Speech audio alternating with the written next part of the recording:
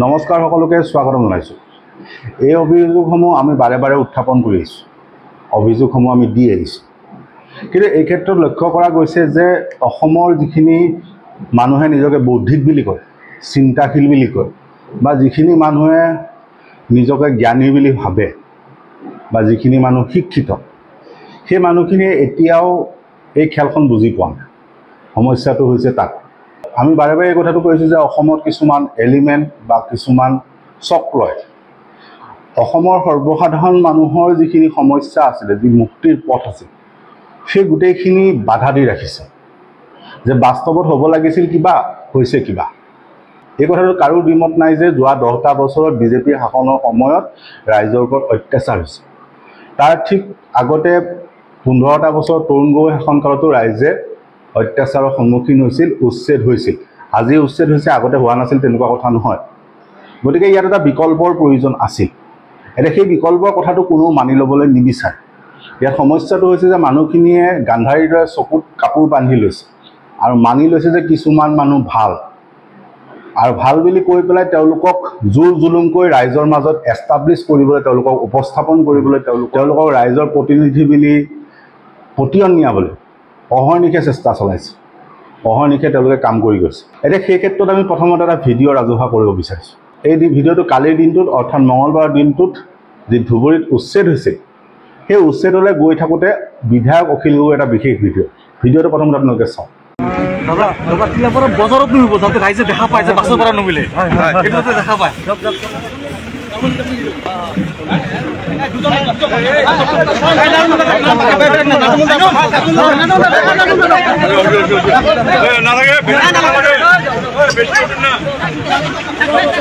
এতিয়া এই ভিডিঅ'টোৰ কথাখিনি কোৱাৰ আগতে আমি কৈছোঁ যে মঙলবাৰ দিনটো যেতিয়া উচ্ছেদ হৈছিল, সেই উচ্ছেদৰ পাছত আমি কিছু কথা কৈছিলোঁ, আইনী দিশবিলাক আমি আঙুলিয়াই দিছোঁ। আইনী দিশবিলাক আঙুলিয়াই দিয়াৰ এটা মূল কাৰণ আছে, কাৰণ কালিৰ দিনটোত সংবাদ মাধ্যম হওক বা বিভিন্ন ব্যক্তি হওক, তেওঁলোকে কৈছে যে এই মানুহখিনিক অমানৱীয়ভাৱে উচ্ছেদ কৰা হৈছে। কাক উচ্ছেদ কৰিছে? সংখ্যালঘু মানুহখিনি। এওঁলোকৰ ওপৰত অত্যাচাৰ কৰিছে। বিভিন্ন ধৰণৰ লাঠি চাৰ্জৰ ভিডিঅ' তেওঁলোকে ৰাজহুৱা কৰিছে, লাঠি চালনাৰ ভিডিঅ' ৰাজহুৱা কৰি কৈছে যে বৰ্বৰ অত্যাচাৰ হৈছে। এতিয়া সেই যে ধাৰণাটো তৈয়াৰ কৰা হ'ল, সেই ধাৰণাটোৰ ক্ষেত্ৰত এই ভিডিঅ'টোৰ সংযোগ আছে, আৰু আইনী কথাখিনি আমি সেইকাৰণে কৈছোঁ।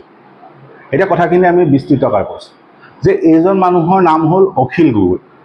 এওঁ হ'ল শিৱসাগৰৰ বিধায়ক আৰু বৰ্তমান তিনি গগৈ বুলি কৈ থকা সেই যুতিটোৰ অন্যতম এজন গগৈ। এতিয়া কথা হ'ল, বাহ্যিক দৃষ্টিত এওঁ অসমৰ আটাইতকৈ জেং বিধায়ক, হিমন্ত বিশ্ব শৰ্মাৰ আটাইতকৈ বিৰোধী বিধায়ক, এওঁ আটাইতকৈ বেছি সমালোচনা চৰকাৰক কৰি আহিছে, ইত্যাদি ইত্যাদি। এতিয়া কথা হ'ল, সেইজন জননেতা, সেইজন জনদৰ্দী নেতা বা সেইজন মানুহৰ কথাখিনি কালি কেনেকৈ উপস্থাপন কৰা হৈছে, তাক আমি অসমৰ এজন সাংবাদিক, জ্যেষ্ঠ সাংবাদিক মনোজ গোস্বামীৰ এখন ফটো আমি ৰাজহুৱা কৰিব বিচাৰিছোঁ। ইয়াৰ পাছত মনোজ গোস্বামীৰ ফটোখনত দেখুওৱা হৈছে যে এফালে হিমন্ত বিশ্ব শৰ্মাই হাঁহি ফূৰ্তি কৰি কেইগৰাকীমান মহিলাৰ লগত তেওঁ কথা পাতি আছে বা বাৰ্তালাপ কৰিছে, আৰু আনফালে অখিল গগৈ এজন উচ্ছেদিতক সাৱটি ধৰিছে। আমি সংখ্যালঘু শব্দ ব্যৱহাৰ নকৰোঁ দেই। ফটো দুখনৰ তাৰতম্য আনিব বিচৰা হৈছে। এতিয়া সেই তাৰতম্যটোতে আছে, লুকাই আছে গোটেই ৰাজনীতিটো, যে অসমত প্ৰায় 10 মাহমান পিছত আছে বিধানসভা নিৰ্বাচন। তাৰ বাবে ইতিমধ্যে কুচকাৱাজ আৰম্ভ হৈ গৈছে। এতিয়া কথাটো হ'ল, সেই ক্ষেত্ৰত অসমৰ মুখ্যমন্ত্ৰী হিমন্ত বিশ্ব শৰ্মা হ'ল এজন কেলকুলেটিভ ৰাজনৈতিক নেতা, যি খুব হিচাপ নিকাচ কৰি ৰাজনীতি কৰে। এতিয়া হিচাপ নিকাচ কৰি ৰাজনীতি কৰাৰ সময়ত মুখ্যমন্ত্ৰী হিমন্ত বিশ্ব শৰ্মাই এটা কথা দেখিছে যে পীযুষ হাজৰিকা হওক বা জয়ন্ত মল্ল বৰুৱা হওক, তেওঁলোক ৰাজনৈতিকভাৱে পৰিপক্ক নহয়। যে হিমন্ত বিশ্ব শৰ্মাৰ যিটো ৰাজনীতি, সেইটো আগুৱাই নিব পৰাকৈ এই দুজন ব্যক্তি পৰিপক্ক নহয়। তাৰোপৰি এইটোও সমস্যা হৈছে যে মুখ্যমন্ত্ৰীৰ বাবে এইটো প্ৰত্যাহ্বান হৈছে, তেওঁক সংগ দিব পৰাকৈ বৰ্তমান বিজেপিত তেনেকুৱা ধৰণৰ উজনি অসমৰ নেতা নাই। পবিত্ৰ মাৰ্ঘেৰিটা যদিও আছে, তেওঁ বৰ পৰিপক্ক নেতা নহয়। এতিয়া সেই ক্ষেত্ৰত মুখ্যমন্ত্ৰীয়ে কৌশলটো লৈছে, যিটো কৌশল 2021 চনত লৈছিলে, বা তাৰ আগতে তৰুণ গগৈ চৰকাৰ সময়ত লোৱা হৈছে। যে তৰুণ গগৈ চৰকাৰ সময়ত অসমত এটা বিশেষ দলৰ খুব উত্থান হৈছিল, আচলতে উত্থান কৰোৱা হৈছিল। সেই বিশেষ দলটোৰ নাম আছিল AIUDF, যিটো বদৰুদ্দিন আজমলে নেতৃত্ব দিছে। এতিয়া বদৰুদ্দিন আজমলক ইমানখিনি সুবিধা দিয়া হৈছিল যে এসময়ত বদৰুদ্দিন আজমলৰ দলটোৱে অসমত এটা অন্যতম বিৰোধী শক্তিৰূপে থিয় হ'বলৈ পাৰিছিলে। এতিয়া কেনেকৈ পাৰিছিলে যে তেওঁলোকে 100% সংখ্যালঘুৰ দল বুলি বা মুছলমান মানুহখিনি একমাত্ৰ ত্ৰাণকৰ্তা বুলি তেওঁলোকক উপস্থাপন কৰা হৈছে, যিটোৰ ভিত্তিত কংগ্ৰেছে শাসনত বৰ্তি থকাটোত সুবিধা হৈছে। কেনেকৈ সুবিধা হৈছে যে সেই অঞ্চলবিলাকত যিবিলাক অঞ্চলত মুছলমান অধিকৃত আছে সেই অঞ্চলবিলাকত ভোটবিলাক একচেটিয়াকৈ দুটা ভাগত বিভাজন হৈছিলে আৰু তাৰ ফলত কংগ্ৰেছৰ সুবিধা হৈছে। তাৰপিছত আহিল বিজেপি চৰকাৰ। বিজেপি চৰকাৰত দেখা গ'ল যে যেতিয়া 2019 চনত কা আন্দোলনটো হ'ল তেতিয়া সৰ্বানন্দ সোণোৱাল বা বিজেপি চৰকাৰখনৰ স্থিতিটো অকণমান ফৰক হৈছিল আৰু সেই সময়তে দুজন বিশেষ নেতাৰ উত্থান হৈছিল। এজন আছিল লুৰিণজ্যোতি গগৈ, আনজন অখিল গগৈ। দুটা ৰাজনৈতিক দল সন্মুখলৈ আহিছিল, এটা হ'ল ৰাইজৰ দল, আনটো হ'ল অসম জাতীয় পৰিষদ। এতিয়া এই দুয়োটা দলৰ উত্থানৰ ফলত তেওঁলোকে যিহেতু আঞ্চলিকতা বা জাতীয়তাবাদৰ কথা কৈছিল, গতিকে 2021 চনৰ যিটো নিৰ্বাচনী অংক আছিল সেইটোত বিজেপিৰ সহায় হৈছিল উজনি অসম। কাৰণ উজনি অসমত আপোনালোকে সকলোৱে জানে যে কংগ্ৰেছৰ এটা ভেটি আছে, চাহ জনগোষ্ঠীৰ মাজত কংগ্ৰেছৰ এটা ভেটি আছে। এতিয়া সেই ভেটিটো বা সেই জাতীয়তাবাদী শিবিৰটো বা সেই গোটেই বিৰোধী শিবিৰটো ভাঙিবলৈ সক্ষম হৈছিল লুৰিণজ্যোতি গগৈ আৰু অখিল গগৈ, কাৰণ তেওঁলোকে প্ৰাৰ্থী প্ৰক্ষেপ কৰিছিল। তাৰ ফলত কি হৈছিল, লাভৱান হৈছিল বিজেপি।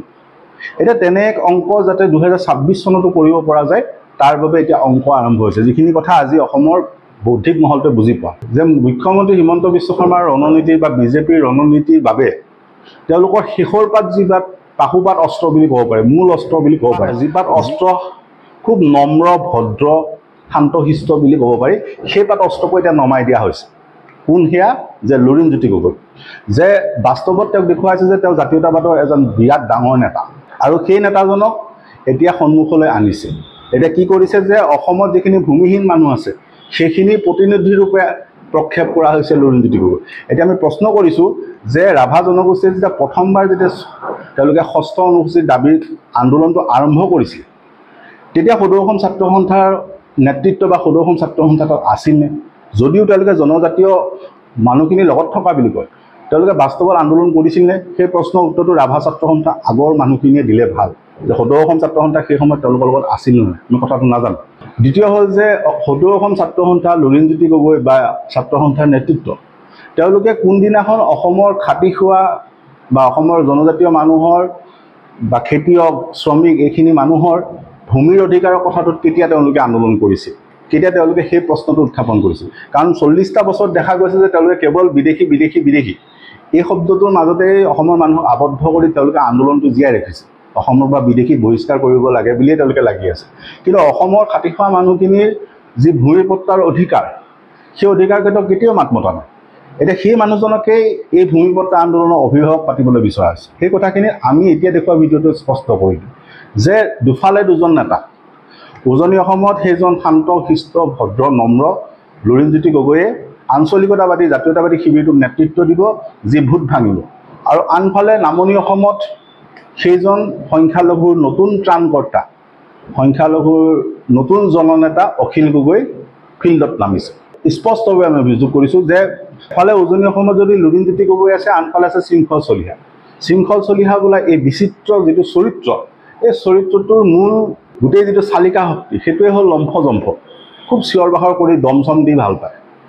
অসমীয়া মানুহে তেনেকুৱা ধৰণৰ এটা কেৰেক্টাৰ বিচাৰে যে এজন উগ্ৰ জাতীয়তাবাদী নেতা লাগে। এজন যদি উগ্ৰ হয়, আনজন যদি নম্ৰ হয়, তেতিয়া জাতীয়তাবাদী শিবিৰটো বা ভোটখিনি বেলেঞ্চ হৈ থাকিব। এফালে লুৰিণজ্যোতি গগৈ, আনফালে শৃংখল চলিহা। গতিকে সেইখিনিত মুখ্যমন্ত্ৰীৰ উজনি অসমৰ অংকটো ঠিক হৈ আছে, কাৰণ উজনি অসমৰ মানুহখিনিয়ে আঞ্চলিকতাবাদ বা জাতীয়তাবাদক সদায় এটা অনুকম্পাৰে চাই আহিছে। আৰু সেই ক্ষেত্ৰত যদি দুজন বেলেগ বেলেগ ধৰণৰ নেতা থাকে তেতিয়া গোটেইখিনি সেই আঞ্চলিকতাবাদী চিন্তাধাৰাত থকা মানুহ লৰচৰ নহ'ব। তেওঁলোক গ'লে হয় লুৰিণজ্যোতিৰ ফালে যাব, নহয় শৃংখলৰ ফালে যাব। গতিকে সেই অংকটো মিলি আছে। এতিয়া নিমিলা অংকটো হৈছে নামনি অসম। নামনি অসমত নিমিলা অংকটো এইখিনিত হৈছে যে AUDFৰ লাহে লাহে ভেটি উচন হৈছে। AUDFটো এতিয়া আগৰ শক্তি নাই। বদৌদি নাচবলৈও আজিকালি অসমত মিটিং কৰা সলনি, বৈঠক কৰা সলনি মুম্বাইত কৰে। কিন্তু তেওঁলোকৰ 2-4জন বিধায়ক আছে এতিয়াও, কিন্তু তেওঁলোকৰ আগৰ শক্তি নাই। আগৰ শক্তি নথকাৰ বাবে এইবাৰ নগাঁৱৰ পৰা ৰকিবুল হুছেইনক ধুবুৰীলৈ আমদানি কৰা হৈছে। ধুবুৰীত এজন নতুন সংখ্যালঘু নেতাৰ সৃষ্টি কৰিলে 2024 চনত, যিজনৰ নাম হ'ল ৰকিবুল হুছেইন। প্ৰথম কৌশল। দ্বিতীয় কৌশলটো কৰিছে যে এতিয়া যে উচ্ছেদবিলাক হৈ আছে এইবিলাকত অখিল গগৈ ফিল্ডত নামিছে। যেনেকৈ কালি ধুবুৰীত গৈছে, আজি গোৱালপাৰা হাছিলা বিলত গৈছে। এইটো এইকাৰণে গৈছে যে সেই মানুহখিনিৰ এতিয়া ত্ৰাণকৰ্তা ৰূপে, সেই মানুহখিনিৰ নেতা ৰূপে অখিল গগৈক প্ৰক্ষেপ কৰা হৈছে। যে আপোনালোকে নিজেই দেখিছে, যিজন মানুহে আটাইতকৈ বেছি বিৰোধিতা কৰি আহিছে সেই মানুহজনে কিন্তু মুখ্যমন্ত্ৰীয়ে যে তেওঁৰ সমষ্টিলৈ যায় তেতিয়া হাঁহি মাতিয়ে কথা পাতে, অসুবিধা একো নহয়। আপোনালোকে আমাক ক'ব পাৰে, কিন্তু আমি কেইটামান বেছিক মৌলিক কথা সুধিছোঁ যে মুখ্যমন্ত্ৰীয়ে মুকলিকৈ ঘোষণা কৰিছিল যে ধুবুৰী জিলাত চাপৰ হওক বা সেই ধুবুৰী জিলাত উচ্ছেদ হ'ব, সেইটো কথা কালি কোৱা নাই বা কালি হঠাৎ উচ্ছেদ হোৱা নাই। আজি কিছুদিনৰ পৰা সেই কথাটো কৈ থকা হৈছে, ইতিমধ্যে জাননী দিছে। এতিয়া আমি কালি ইতিমধ্যে দেখুৱাইছোঁ যে উচ্চতম ন্যায়ালয় বা উচ্চ ন্যায়ালয় তেওঁলোকে বহুত ৰায়দান দি থৈছে, তেওঁলোকে গাইডলাইন দি থৈছে। এতিয়া সেই মানুহখিনিৰ মাজৰ পৰা যদি কোনোবাই গৈ আজি উচ্চতম ন্যায়ালয়ক কাষ চাপে বা উচ্চ ন্যায়ালয়ক কাষ চাপে, তেতিয়া কিন্তু চৰকাৰক সেই ন্যায়ালয়ে কিন্তু কঠোৰভাৱে ল'ব। চৰকাৰে তেওঁলোকক পুনৰ সংস্থাপনৰ নিৰ্দেশ দিব, তেওঁলোকক ক্ষতিপূৰণ দিবলৈ নিৰ্দেশ দিব, যিটো সোণাপুৰৰ কচুতলিত হৈছিলে। সোণাপুৰৰ কচুতলিত উচ্ছেদ হোৱাৰ পাছত যেতিয়া উচ্চতম ন্যায়ালয়ে কাষ চাপিলে, উচ্চতম ন্যায়ালয়ে কিন্তু চৰকাৰক উভতি ধৰিলে আৰু তেওঁলোকক ক্ষতিপূৰণ দিব দিলে। তেনে পৰিস্থিতি এতিয়াও হ'ব যে ধুবুৰী কোনোবা মানুহে গৈ যদি উচ্ছেদিতই গৈ যদি কোৰ্টত আবেদন কৰে, তেতিয়া ন্যায়ালয়ে কিন্তু তাত ব্যৱস্থা ল'ব। এতিয়া কথাটো হ'ল অখিল গগৈৰ চৰিত্ৰটো চাওক, যে উচ্ছেদ হ'ব বুলি ইতিমধ্যে কৈ আছে, মুখ্যমন্ত্ৰীয়ে নিজেও কৈ আছে।